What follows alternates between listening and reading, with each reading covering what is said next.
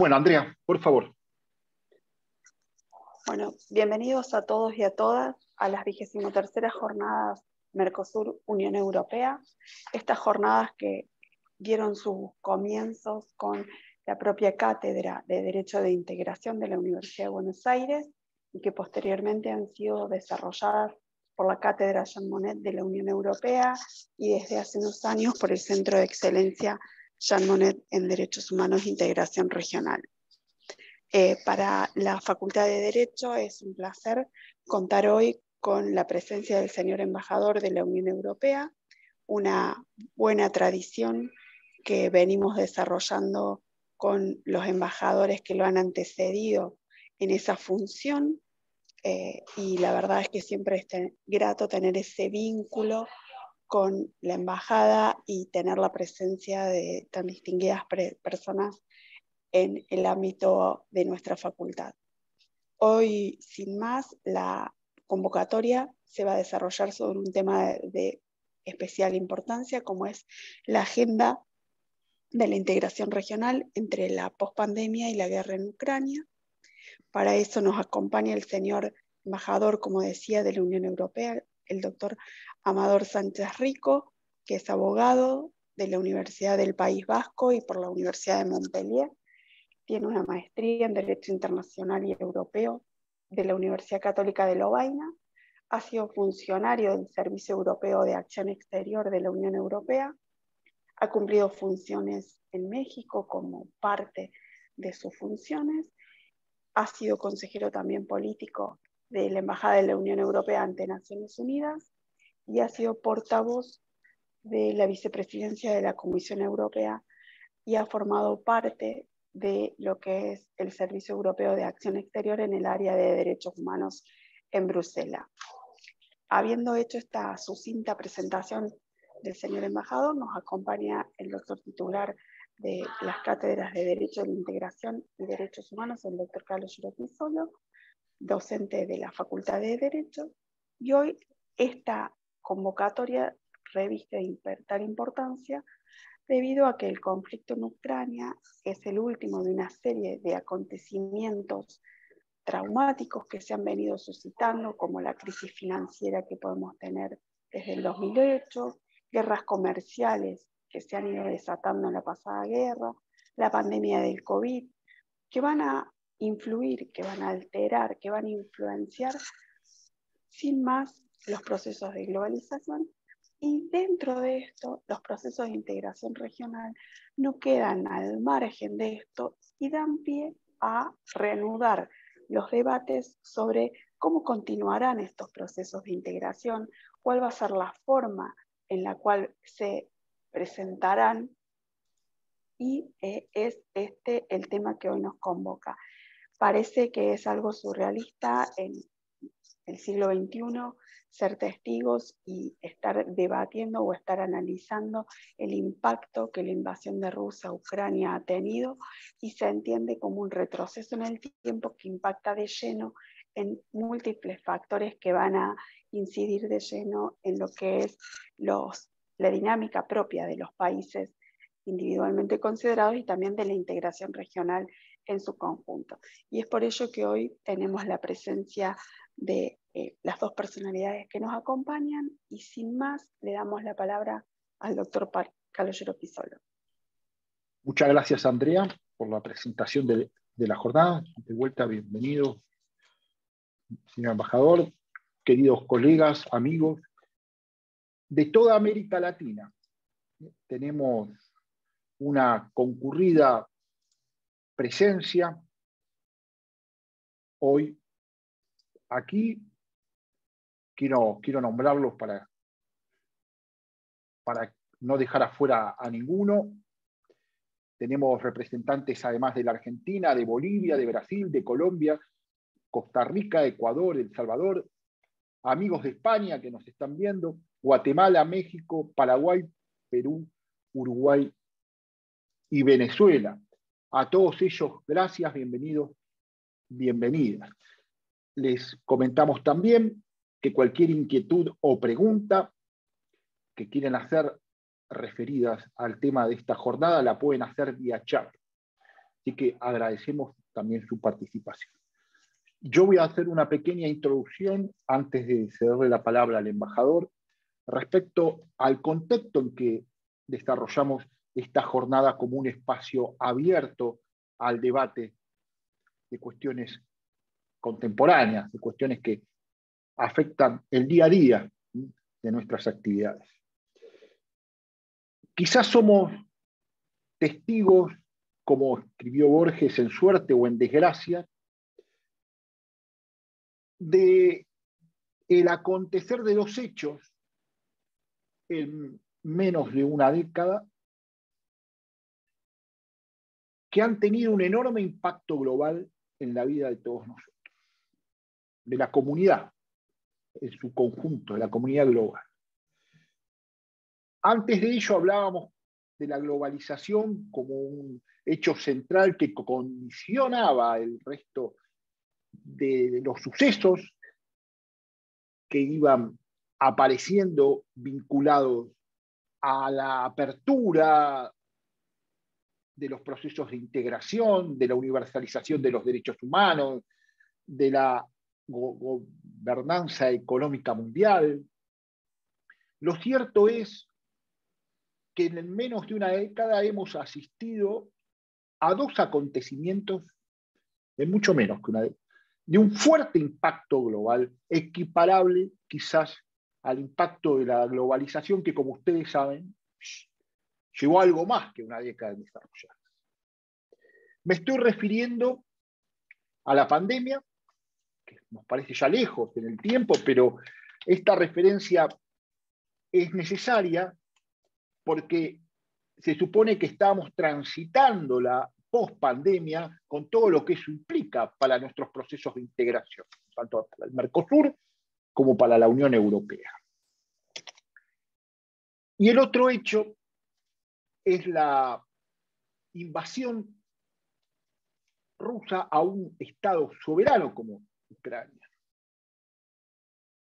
que constituye una verdadera tragedia. Creíamos, aquellos que creemos en la paz, somos fervientes admiradores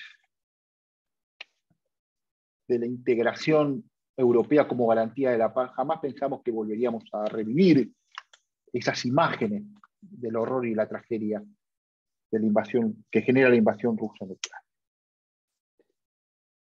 Tenemos entonces dos hechos de impacto global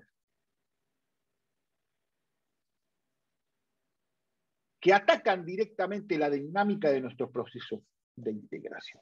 Tendremos que estar pensando la reconstrucción de nuestras economías, deberíamos estar pensando en hechos que conduzcan a superar la pospandemia y sin embargo estamos pensando en cómo afrontar una tragedia, una guerra más de la humanidad. El Mercosur logró acuerdos básicos durante la pandemia, no al nivel de la Unión Europea, pero ello quizás permitió un desarrollo y una negociación conjunta en temas centrales, sobre todo vinculados al flujo de personas. A diferencia de la Unión Europea, no se planteó una negociación colectiva en cuanto a la compra de vacunas, pero sí se desarrolló un foro, más allá de las diferencias políticas nacionales, un foro de discusión respecto de cómo salir de la pandemia. Y en eso estábamos. La invasión rusa a Ucrania cambia todo el escenario que de hecho ya había cambiado por la pandemia. Y deja en evidencia algunas cuestiones que afectan directamente a la Unión Europea y que nos afectan a nosotros en el Mercosur. Sobre todo en materia energética y sobre todo en todo lo que es la materia alimentaria. Los expertos señalan que estamos muy cerca de una gran crisis alimentaria, de convertir la guerra en una gran crisis alimentaria. Lo primero que deja en evidencia el conflicto de Ucrania es la dependencia, la dependencia de la Unión Europea del gas ruso. Entonces, primera inquietud que nosotros planteamos, ¿faltó una visión geopolítica en su momento? Me gustaría citar algunas cifras que el diario español El País, en su edición dominical, proporciona para ver cuáles son las dimensiones del conflicto y cómo impactan en nosotros. ¿Cuánto dinero ha pagado la Unión Europea a Rusia desde que empezó la guerra? Se pregunta el diario El País. Y cifra el monto en 50.000 millones de euros. ¿Cuánto gas importa la Unión Europea? El 90% del gas que consume cada año. El 45% pertenece a Rusia. Son entre 155.000 millones de metros cúbicos que hacen un total de 390.000 millones de euros.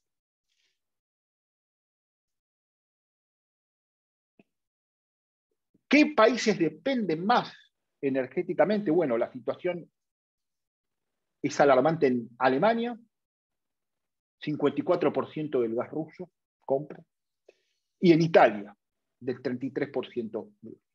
¿Por qué? Porque la compra significa una transformación en energía, y esa energía es fundamental para la industria. No importa en sí el gas que se consume, sino cómo se transforma en energía. Evidentemente hay una afectación asimétrica, lo hemos visto, en cómo se han desarrollado los hechos. Hay países que tienen una menor o una mayor dependencia. Este es un hecho determinante. ¿Por qué? Porque cómo afecta al Mercosur, lo estamos viendo, lo estamos empezando a ver en las puertas de este lado del mundo del invierno. Reemplazar la dependencia rusa implica salir al mercado a buscar petróleo, gas que también necesitan nuestros países. Entonces, es muy interesante cómo se reorganiza la ecuación energética a partir de esta dependencia. Primer punto. Segundo punto es un cambio histórico en la neutralidad, en la clásica neutralidad de países como Alemania, hoy envía armas a Ucrania. Finlandia o Suecia están considerando el ingreso a la OTAN. Esto evidentemente repercute en la geopolítica mundial. Se acabó el tiempo de la neutralidad, es un escenario de nueva guerra fría. Son todos interrogantes que vamos a intentar desarrollar. Adelanto un tercer interrogante respecto estrictamente a la Unión Europea. ¿Qué pasa con la unanimidad necesaria para las sanciones a Rusia? Hay países como Hungría, Eslovaquia, que tienen una gran dependencia del petróleo ruso. Hoy la presidenta de la Comisión, von der Leyen, ha propuesto en su discurso ante el Parlamento Europeo acabar con la dependencia del petróleo en Rusia. No será fácil, pero tenemos que hacerlo. Y ha concluido su intervención en Estrasburgo con Slava Ucrania, gloria a Ucrania, y larga vida a la Unión Europea. Claramente se trata de un nuevo escenario, donde la cuestión energética es central. Otro aspecto que deja en evidencia, en nuestra opinión, el conflicto en Ucrania es la confirmación de la alianza estratégica de la Unión Europea con los Estados Unidos. Es un efecto centrípeto, porque genera centros de atracción. Especialmente es muy interesante ver cómo eso va a afectar a América Latina, cómo se reposiciona América Latina. Ustedes miran, es algo obvio, ¿no? Bueno, recordemos la época del presidente Trump, no era tan obvio, y no fue hace mucho. Cuestiones no menores es que pasa con la expansión del conflicto, la cuestión moldava, ¿no? El presidente del Consejo, Michel visitó en estos días Moldavia y prometió también ayuda militar. Tenemos ahí un enclave ruso, la Transnistria. Nombres que nos parecían desconocidos, pero que ya la prensa del mundo comienza a señalar como focos de conflicto. En fin, tenemos dos hechos de impacto global que miraron las bases del mundo tal cual lo conocíamos, la pandemia y la guerra en Ucrania. El gran debate es cómo sigue y cómo se reconfigura ese escenario mundial frente a estos hechos bisagras. Por el lado del Mercosur, se están tejiendo nuevas alianzas energéticas, pero todavía no tenemos una reacción global a nivel bloque. No se debe olvidar que un actor central en este conflicto es los Estados Unidos. E insisto, cómo se van a reperfilar las relaciones entre el Mercosur, los Estados de América Latina y con los Estados Unidos. Sin duda, sería necesario generar negociaciones comunes. Bienes escasos hoy, la energía y los alimentos, son bienes que nuestra región produce y que quizás por políticas públicas no del todo acertadas, hoy no podemos ofrecer.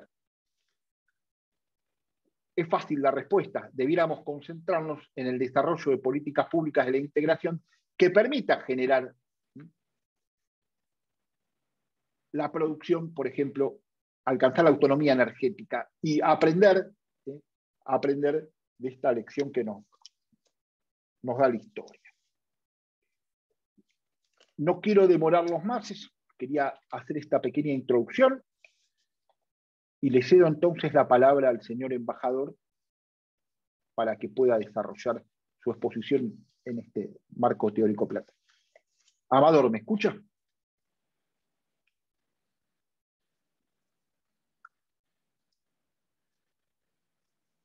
A ver, lo vamos a... Sí.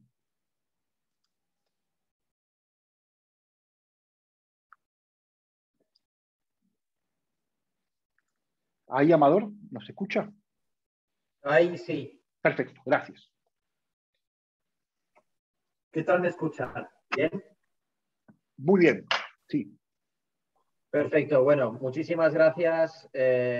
Primero, muchísimas gracias a la Facultad de Derecho de la UBA por abrir este espacio de diálogo. Director, titular del Centro de Excelencia, al doctor Pi. Muchísimas gracias y también a la doctora, bueno, profesora Andrea Mensa, pero de verdad, doctor Pizzolo, muchísimas gracias por abrir este espacio y también agradecer a todos los que nos acompañan esta tarde. No he tomado notas de todos los países, pero es impresionante toda esta presencia, incluso desde el otro lado del Atlántico, desde Madrid, que nos estén también acompañando en el día de hoy, o desde España y varios países aquí de la región. Doctor, voy a intentar dar unas pinceladas, aprovechando lo que ha mencionado. No tengo un discurso preparado, pero sí que tengo unas reflexiones que me gustaría poner encima de la mesa para luego quizás provocar o generar un debate, un diálogo e intentar responder a algunos de los temas que se puedan suscitar, ¿no? Yo llevo 6-7 meses, gracias por leer el currículum, ese breve currículum mío, que yo llevo 7 meses de embajador de aquí de la Unión Europea en Argentina. Antes estaba en Bruselas en el servicio exterior, que es el servicio diplomático de la Unión Europea, que tampoco tenemos tanto tiempo. Como servicio diplomático tenemos 10-11 años desde el Tratado de Lisboa, con muchos de...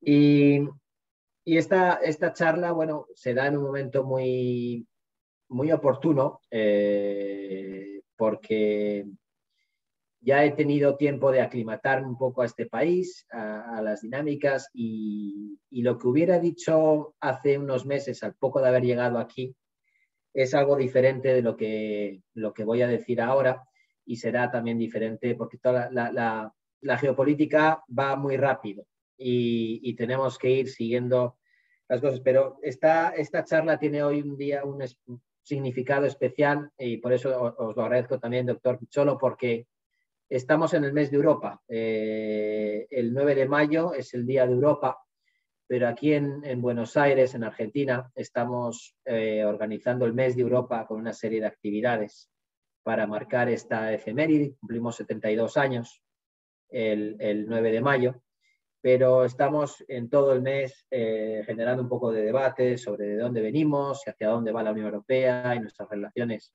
en este caso con Argentina, pero también con toda la región. Y decía que llevo 7 meses aquí y cuando llegué me tocó estar en algunos, sigo yendo, me tocó estar en algunos think tanks, dar algunos discursos, algunas charlas, recordaba hoy esta mañana porque estaba en el CARI y estuve en el CARI también hace unos meses y recuerdo que cuando llegué todavía como muy impregnado de todo lo que teníamos en Bruselas el año pasado, a finales del año pasado, pues hablaba mucho de la autonomía estratégica de la Unión Europea, hablaba también de que la Unión Europea estaba en peligro, que es lo que suele decir o ha venido diciendo ya en los últimos 2 años Josep Borrell, que es el alto representante de la Unión Europea, que por cierto es mitad argentino, mitad español. Y él venía ya hablando en los últimos 2 años, desde la entrada en vigor de esta nueva Comisión Geopolítica de Ursula von der Leyen, de que la Unión Europea estaba en peligro, de que teníamos que empezar como europeos y como Unión Europea, como instituciones, a aprender a hablar el lenguaje del poder, a ser un poco más asertivos, a apostar de manera más decidida por la integración y por las políticas de defensa y de seguridad de la Unión Europea.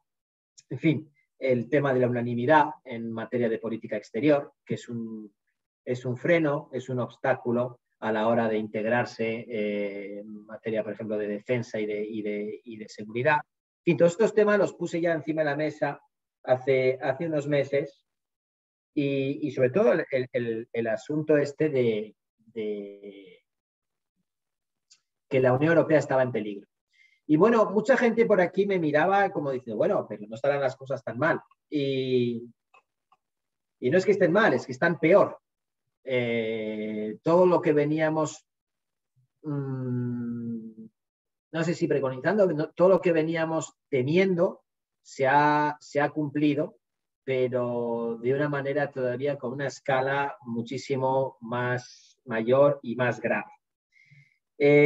Como decías, doctor, ya antes de la pandemia veníamos observando una serie de derivas autocráticas o comportamientos imperialistas por algunas potencias, en las que hay que incluir a Rusia, evidentemente.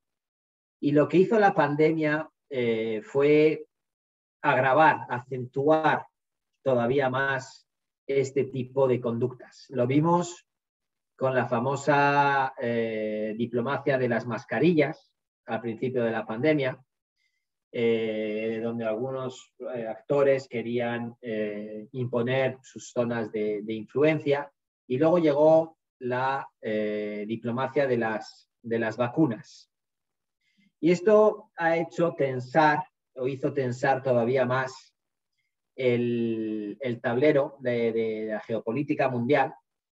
Y ahora, cuando ya pensábamos, como decías, doctor, que pensábamos que ya estábamos pasando la página de la pandemia y que estábamos viendo la luz al final del túnel, tenemos a un presidente autocrático que decide una invasión a gran escala, en toda regla, contra un país que consideran hermanos, según dicen en el Kremlin, y nos encontramos en esta situación. La Unión Europea ha dado pruebas antes del 24 de febrero, que fue la invasión, de darle o de quererle dar todo espacio diplomático, una salida diplomática, de diálogo, y escuchar a la contraparte rusa cuáles son sus reivindicaciones e intentar a toda costa evitar la situación en la que nos encontramos. Y no fue posible, a pesar de que el presidente Putin en muchas de estas reuniones, que fuese con el presidente francés o el presidente alemán o líderes de las instituciones de la Unión Europea que se desplazaron a Moscú, no fue verdad, no había absolutamente ninguna intención genuina de dialogar. Y lo que estaba clarísimo es que se estaba preparando una invasión en toda regla. Una invasión que no es una operación especial, como nos quiere decir o nos sigue diciendo el Kremlin, ni una operación de desmilitarización de una zona de Ucrania, ni tampoco es una operación de desnazificación. Eso nos parece de un gran cinismo. O sea, a ver, una operación especial no es eso. Esto es una invasión que se ha dado por el este, por el norte, por el sur e incluso a 20 kilómetros de Polonia. Es decir, en todo el territorio de Ucrania. Y el presidente de Ucrania tiene origen judío. Así que decir que eso es una operación de desnazificación es de una gran falsedad. Y esto es simplemente para intentar, y la maquinaria de propaganda rusa intentando vender otra historia a su propia población, que no tienen derecho a consumir información, no están en medida de consumir información veraz, porque la maquinaria propagandística o de propaganda del Kremlin está a todo gas, vendiendo otra historia a su propia ciudadanía. Esta es la situación en la que nos encontramos. Como bien dice director o doctor, es inverosímil que estemos en el siglo XXI en esta situación. Decía que estamos festejando o celebrando o marcando en unos días, el 9 de mayo, el 72 aniversario del nacimiento de la Unión Europea. La Unión Europea nace en el 1950 con la Declaración de Schuman, después de las cenizas de la Segunda Guerra Mundial. Y esto es el pacto que hay entre Francia y Alemania, que son los que estuvieron en el origen de la Primera y la Segunda Guerra Mundial, para no volverse a hacer la guerra, cuando deciden poner en común el carbón y el acero. Desde entonces llevamos 72 años sin guerra entre europeos, entre países de la Unión Europea, de lo que es hoy la Unión Europea. Eran 6 países en aquel entonces, somos 27 ahora, y llevamos el periodo de nuestra historia dentro de estos países más largo sin guerra. Ahora es impensable, y lo digo claramente, que pueda haber una guerra dentro de la Unión Europea. Pero estamos con una guerra en nuestras fronteras. Estamos en una guerra que ha decidido el presidente Putin, es una guerra de elección, es su decisión, y solo es él el que es capaz, el que puede acabar con esta barbarie. Entonces, lo que estamos haciendo desde entonces, como insisto, he dicho que intentamos a toda costa evitar esta situación. Desde el 24 de febrero, lo que hemos venido trabajando ha sido en varios frentes. Uno es el frente evidentemente diplomático, y el frente diplomático es aislar al presidente Putin, al Kremlin, a su entramado en instancias internacionales como es la Asamblea General de Naciones Unidas.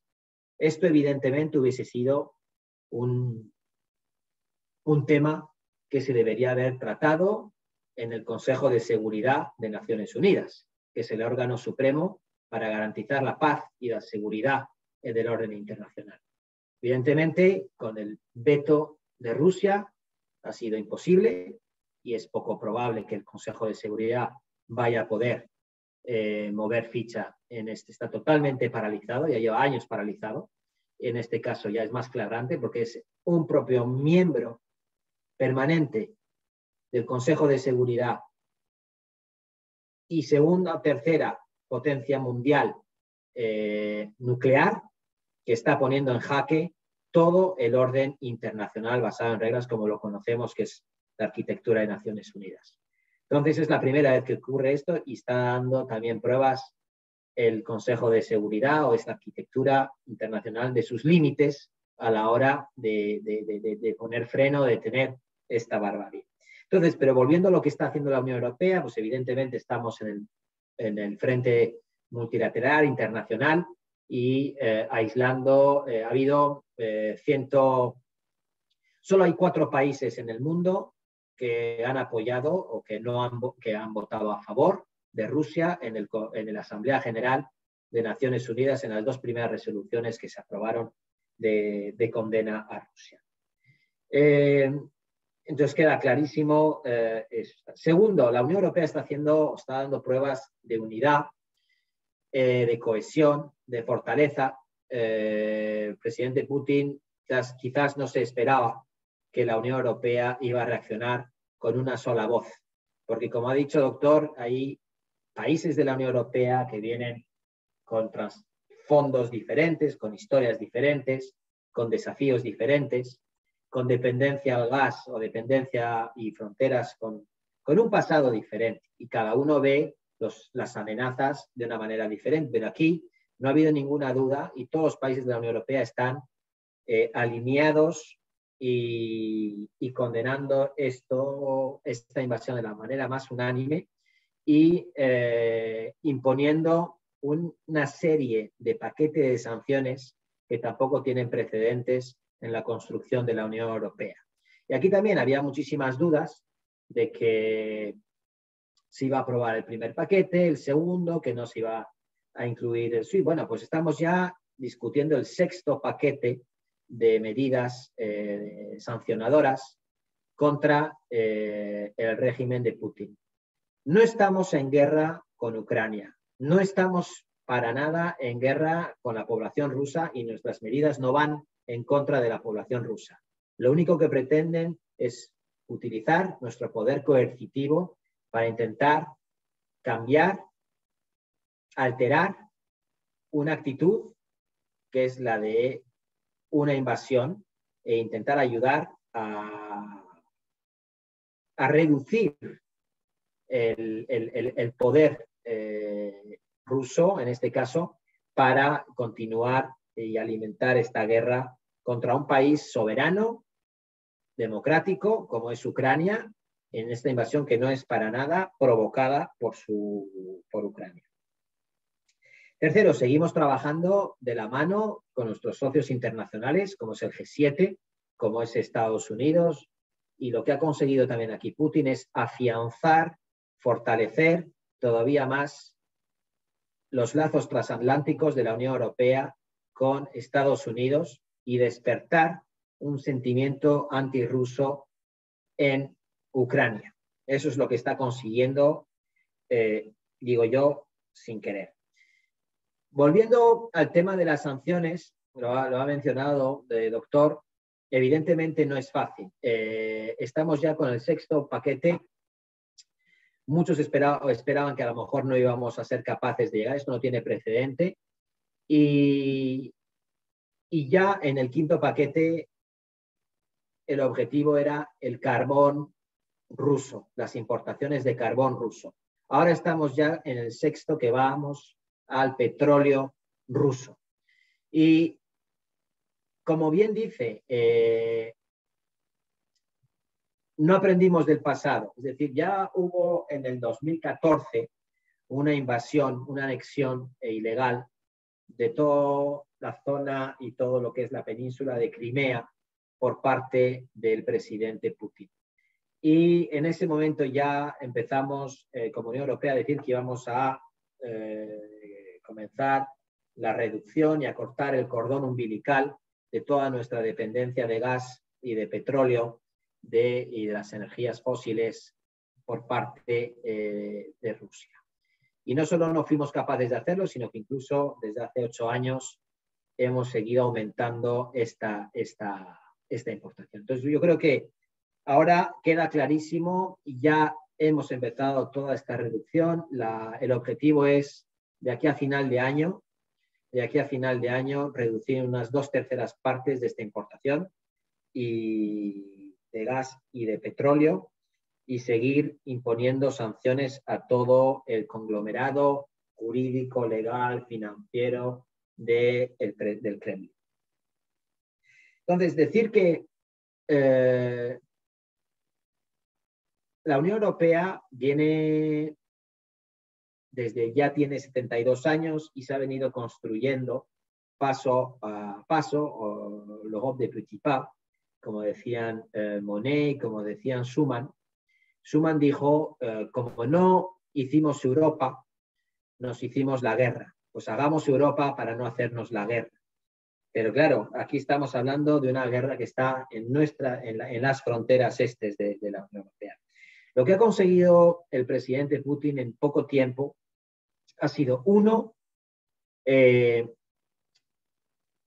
fortalecer lo que es la integración de la Unión Europea en materia de seguridad y de defensa. Lo que no habíamos sido capaces de hacer en los últimos 70, 50, 30 años, se está consiguiendo en estas semanas. Por primera vez, la Unión Europea está proporcionando material humanitario y material bélico de autodefensa a Ucrania. Es la primera vez que utilizamos estas facilidades y que ya vamos con una tercera contribución. Estamos ya en 1.500 millones de euros intentando ayudar a Ucrania a defenderse. Insisto, no estamos en guerra con Rusia ni estamos en guerra, evidentemente las sanciones van contra los rusos o las rusas, pero queremos que Ucrania gane esta guerra y queremos ayudarles a autodefenderse. Y lo está haciendo la Unión Europea, como he dicho, por primera vez. Somos un proyecto de paz. Esto nos parecía imposible. Venimos de la Segunda Guerra Mundial, de las cenizas, pero el mundo es lo que es. No es tanto, no nos gustaría que fuera así, pero es como es y tenemos que saber adaptarnos. Y digo esto porque luego están también los países de la Unión Europea que están evidentemente también en base bilateral o a través de la OTAN ayudando a Ucrania. Y como decía, esto está haciendo que la Unión Europea se despierte desde un punto de vista geopolítico. Y menciono, como he dicho, los 1.500 millones de euros que estamos ayudando a Ucrania con material de autodefensa. Y segundo, lo que se ha conseguido también el presidente Putin es redefinir el orden geopolítico a nivel mundial. He mencionado las dos resoluciones de la Asamblea General de Naciones Unidas, donde hay unos 4 países que apoyan y todo el resto, bueno, hay algunas abstenciones, pero hay 141 países que lo condenan de la manera más enérgica esta invasión. Y nos deja muy claro este voto en la Asamblea General, este nuevo tablero internacional, quién está del lado de quién o quién está del lado de qué. Y no es tanto hablar de quién está del lado de Estados Unidos o quién está del lado de Rusia o quién está del lado de Ucrania. Ni tampoco, bueno, evidentemente, tampoco es quién está del lado del agredido o quién está del lado del agresor, que hay que estar aquí, en este caso, del lado del agredido. Pero es más, quién está del lado de un orden internacional basado en normas, en reglas, o quién está del lado de la ley de la jungla y de la ley del más fuerte. Y esto es lo que nos deja estos votos y nos deja muy claro quiénes estamos del lado del orden internacional basado en reglas. Y aquí es donde vengo a América Latina, que en estos votos, en la Asamblea General y en estas últimas semanas, América Latina, la mayoría de todos los países, no hay ningún país que haya votado a favor de Rusia. América Latina está del buen lado de la historia. Insisto, no estoy hablando del lado de Estados Unidos o del lado de Europa o del lado de Rusia. Estamos hablando del lado de un orden internacional basado en reglas y en normas. Y Argentina, donde estoy como embajador, pues Argentina tiene además una responsabilidad, o está en este año, ostenta la presidencia del Consejo de Derechos Humanos en Ginebra. Es una responsabilidad añadida. Y decir que se abren ahora nuevas oportunidades, doctor. Se abren nuevas oportunidades, porque si ya la Unión Europea venía diciendo antes de nos habíamos puesto como objetivo, que es el Pacto Verde, desde hace 2 años, la necesidad de realizar o de llevar a cabo una transición verde, de una apuesta más fuerte por las renovables, por la eficiencia energética, menos dependencia de energías fósiles, pues lo que viene a hacer toda esta nueva situación geopolítica es acelerar esta necesidad de transitar a lo verde. Y qué duda cabe que esta región, América Latina y Argentina, y Chile, por ejemplo, pero Argentina ofrece un gran potencial. Un gran potencial a la hora de invertir en hidrógeno verde, de invertir en litio, es decir, invertir en fuentes de energía renovables y con socios fiables con los que ya nos une una gran tradición y mucho pasado en común, pero que nos tiene también que unir un futuro más próspero, más inclusivo, más respetuoso de los derechos humanos, el tema de género, y más verde y más digital. Y que en este sentido tenemos pendiente el acuerdo Unión Europea-Mercosur. Lleva 20 años en negociación, incluso más, y pensamos que ahora es un clima favorable. Hay un clima favorable para seguir adelante. Es decir, la parte de Mercosur comercial se firmó en el 2019, la parte política y cooperación en el 2020. Todavía está por ratificarse este acuerdo a nivel de la Unión Europea.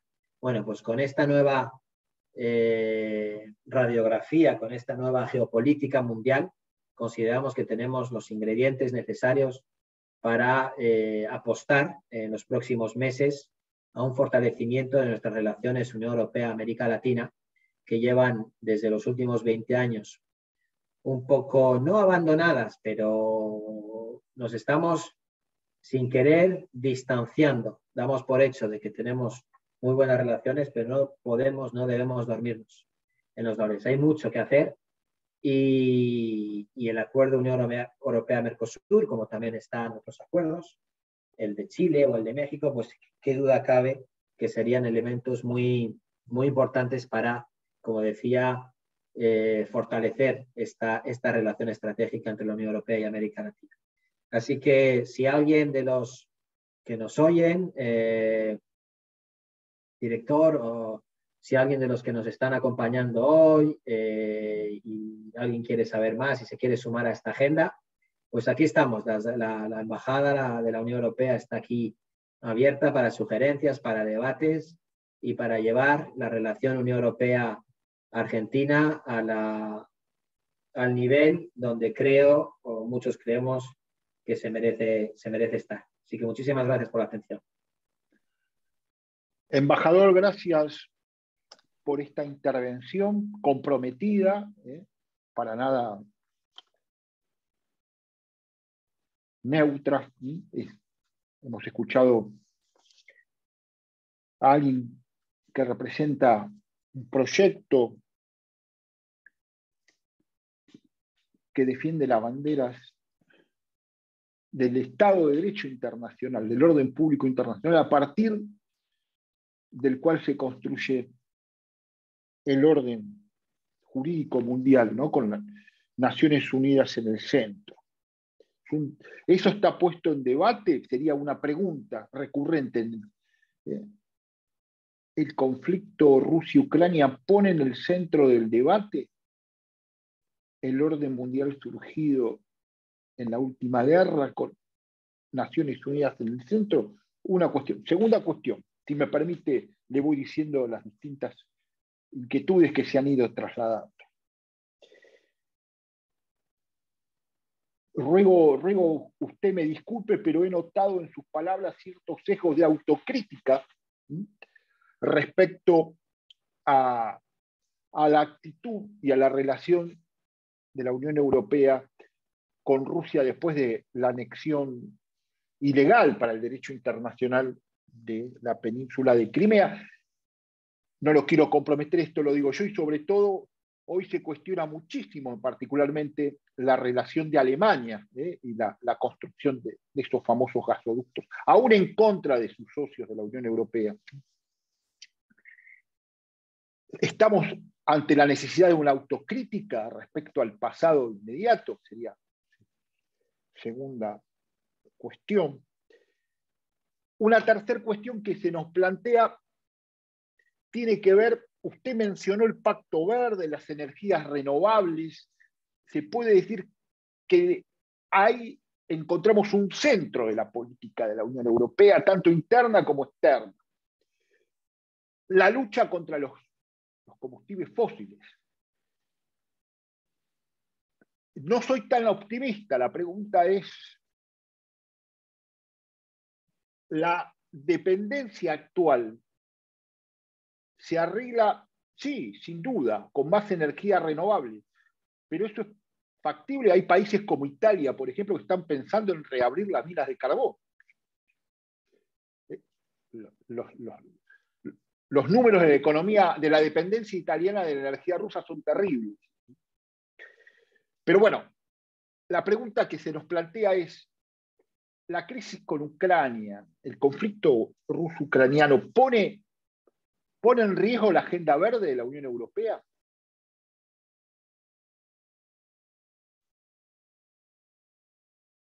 Y el cuarto bloque temático,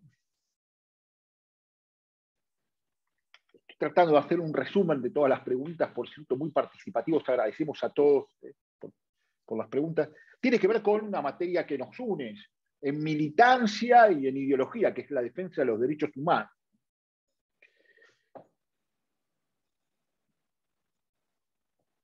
Todos sabemos que Rusia tenía una relación cuanto menos conflictiva con el Tribunal Europeo de Derechos Humanos, que constantemente a través de sus sentencias nos advertía sobre las derivas autoritarias en Rusia. A modo de ejemplo, los límites a la libertad de expresión o la persecución a las minorías sexuales, al grupo LGTBI, por ejemplo, que son notorias. No quiero recordar aquí declaraciones homofóbicas de jerarcas rusos. Bueno, todo eso se nos advertía desde el sistema europeo, que por cierto, Rusia ha dicho que va a abandonar el sistema europeo bajo el Convenio Europeo de Derechos Humanos. O sea, se alejaría del control externo, del control de convencionalidad que le proponía el Tribunal Europeo de Derechos Humanos. La pregunta concreta, ¿no fueron tenidas en cuenta esas advertencias? Se prefirió optar por resolver la dependencia energética. En definitiva, estos son los interrogantes que se plantean, y acá aparece un último respecto a la Corte Penal Internacional, ¿verdad? Que la actuación de la Fiscalía de la Corte Penal Internacional que la Unión Europea está apoyando, usted la ve factible también. Lo estoy bombardeando a preguntas, pero bueno, es importante, propio de un foro de debate. Bueno, embajador, le devuelvo la palabra. Gracias por su participación.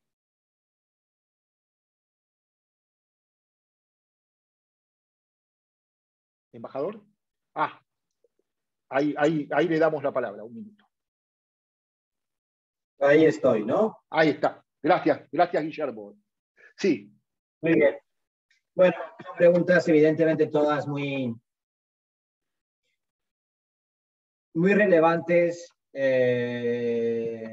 intensas, profundas, no son fáciles todas de contestar de manera negra o blanca. Vamos a ver. Primero, está poniendo esto en cuestión, esta invasión en cuestión, en peligro, en entredicho, todo el orden internacional basado en reglas. Evidentemente, aquí sí, aquí no caben medias tintas, profesor.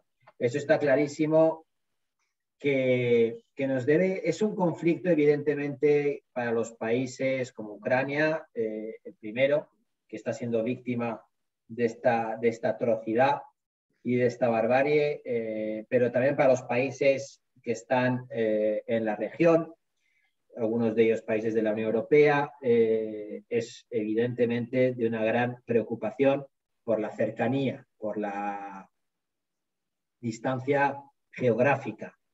Pero nadie está a resguardo de esto que está pasando. Por mucho que estemos aquí a 14.000 kilómetros, nos debe preocupar de la misma manera. Es como si cualquier país en la región aquí decide invadir de la noche a la mañana un país vecino y nosotros desde la Unión Europea decimos, pues bueno, como eso está ocurriendo del otro lado del Atlántico, pues nos desentendemos. No, vamos a ver, estamos aquí ante una violación flagrante de toda la arquitectura internacional, de los principios básicos de la convivencia mundial, de nuestra coexistencia entre países, de todo el paraguas institucional de posguerra, de la Segunda Guerra Mundial. Estamos violando el principio de integridad territorial, de no injerencia, de no uso de armas para resolver un conflicto. En fin, creo que es un abuso evidente, flagrante, y el hacer la vista gorda a esto o el decir que esto no va conmigo sería de una gran irresponsabilidad, de una gran insolidaridad y de un gran, diría yo, menosprecio de este orden internacional. Aquí nos jugamos mucho y el que se respete o no este orden, pues podrá crear o no precedentes para otro tipo de conductas y de derivas autoritarias como la que estamos viendo en este caso. Así que yo creo que aquí nos jugamos muchísimo a la hora de definir el futuro de de toda esta estructura internacional, del orden internacional basado en reglas o no. Y lo de la ley del más fuerte o la ley de la jungla nos parece que sería retrotraernos al menos 100 años o 150 años en nuestra historia. Segundo, sí, cuestión de autocrítica. Bueno, si por autocrítica entendemos el sacar lecciones de cómo hemos actuado, pues sí, claro que es una autocrítica. Y esto está un poquito relacionada con la tercera pregunta, es decir, la autocrítica aquí es no haber sido capaces en los últimos años, viendo cómo esto venía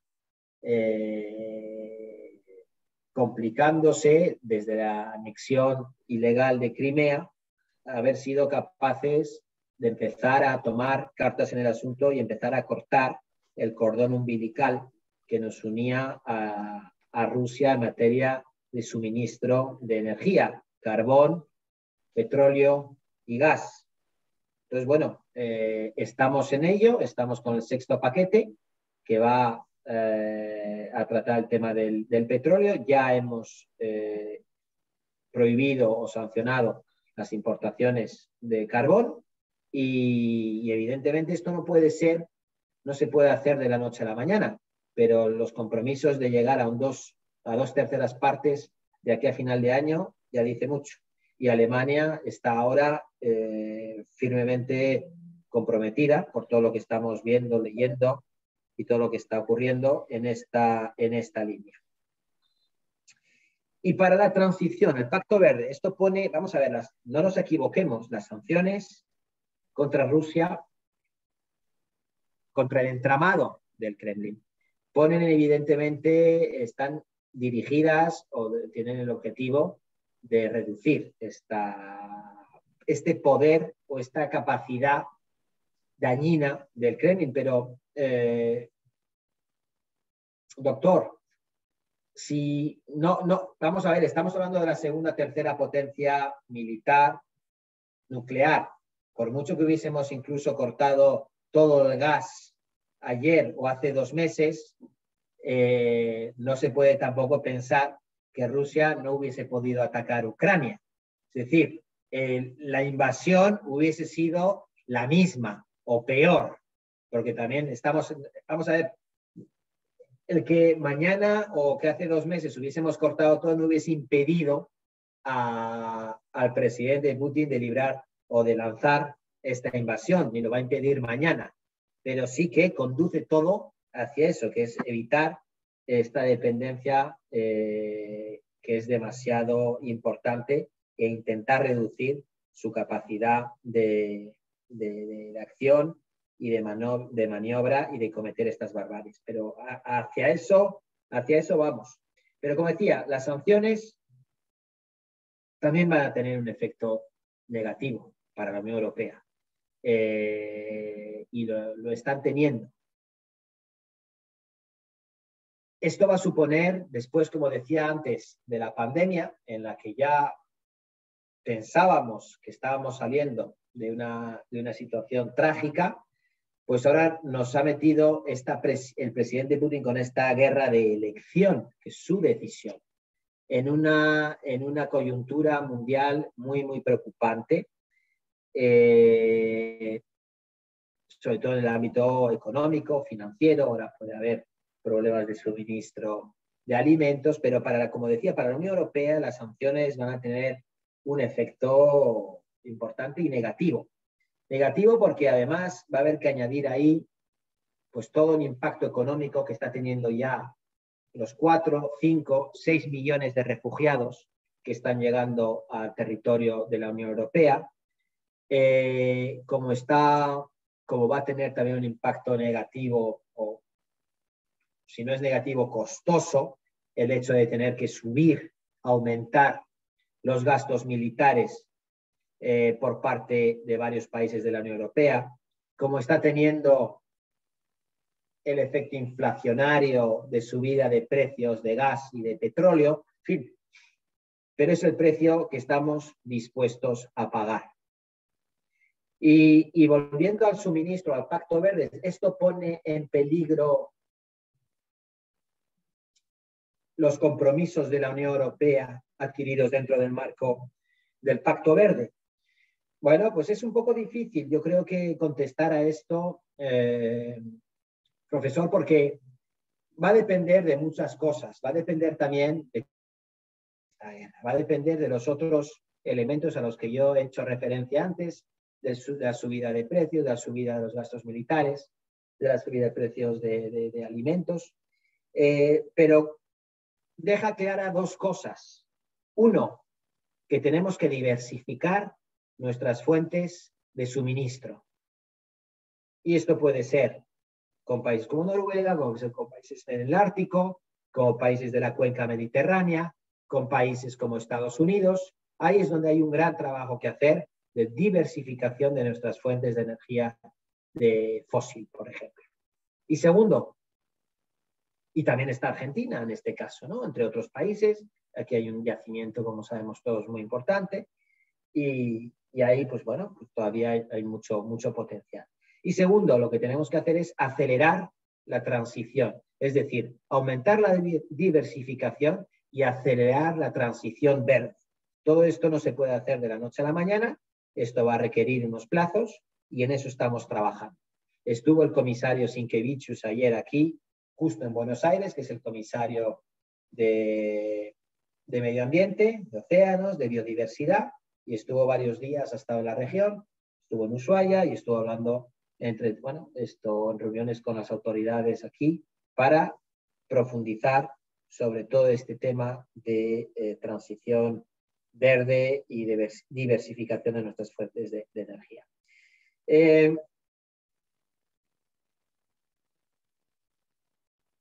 Los compromisos están clarísimos. En el 2050 la Unión Europea es el primer actor, primer continente, primer actor, como decía, que se ha comprometido a la neutralidad climática en el 2050 y en el 2030, esto es también resultado de la COP26 del Glasgow, nos hemos comprometido a reducir en un 60% la emisión de gases de efecto invernadero en comparación a los niveles de 1990. Bueno, pues ahí estos compromisos siguen ahí. Yo no creo que tengamos que pensar que porque estemos en esta guerra los objetivos cambien. Al revés, lo que hacen todavía es más importante, más imperioso, más urgente el transitar a una energía verde cuanto antes. Veremos si podemos o no cumplir los plazos, pero eso esperamos. Y ya acabando un poco con el tema del comportamiento de Rusia en los últimos meses, en los últimos años. Bueno, sí, se venía viendo esta deriva. Queríamos pensar o pensábamos que no íbamos a llegar a esta situación. Por eso estábamos todavía dándole todo el espacio al diálogo, a la salida diplomática. Pero qué duda cabe que, por ejemplo, en materia de desinformación, de la lucha contra la desinformación, a los ataques cibernéticos, ya estábamos trabajando. Hay una página web, y yo estaba justo en Bruselas antes de llegar, que teníamos, que se llama EU contra desinformación, EU versus Disinfo. A lo mejor lo puede transmitir a todos sus alumnos y a los que nos acompañan hoy, que lo que ha hecho en estos últimos años ha sido desenmascarar todas las campañas de desinformación que se llevaban a cabo por el Kremlin. Hay alrededor de 12.000, 13.000 maniobras de desinformación que las hemos puesto al descubierto. Eso es de acceso para todos los ciudadanos, y ahí es donde estamos intentando desenmascarar o al menos revelar todo lo que estas maniobras, diría yo, manipulación del espacio informativo por parte del Kremlin o de actores pro-Kremlin. Y para acabar, la Fiscalía de la CPI, de la Corte Penal Internacional, bueno, estamos ayudando a documentar, la Unión Europea está ayudando a documentar los casos, y esperemos que, la Corte pueda pronto, es verdad que Rusia no forma parte, pero que al menos la Corte pueda pronunciarse en cuanto pueda.